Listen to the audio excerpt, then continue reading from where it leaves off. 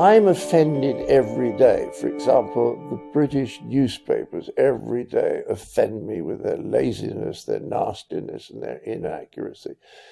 But I'm not going to expect someone to stop that happening. I should just simply speak out about it. You know, sometimes when people are offended, they want somebody to just come in and say, right, stop that, to whoever is offending them. And of course, as a former chairman of the BBC once said, there are some people one would wish to offend.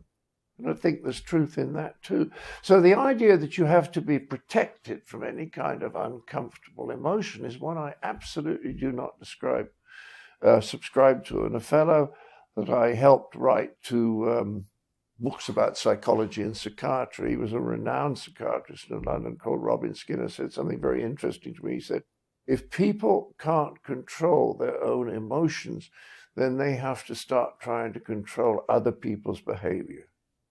And when you're around super sensitive people, you cannot relax and be spontaneous because you've no idea what's going to upset them next. And that's why I've been warned recently, don't go to most university campuses, because the political correctness has been taken from being a good idea, which is let's not be mean, particularly to people who are not able to look after themselves very well.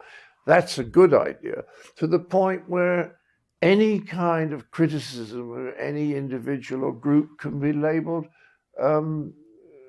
cruel.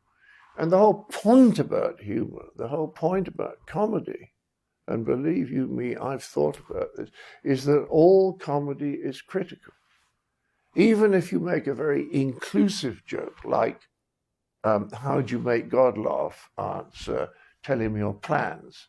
Now, that's about the human condition. It's not excluding anyone. It's saying we all have all these plans which probably won't come, and isn't it funny how we still believe they're going to happen? So that's a very inclusive joke. It's still critical. All humor is critical. And if you start saying, oh, we mustn't criticize or offend them, then humor's gone. With humor goes a sense of proportion. And then as far as I'm concerned, you're living in 1984.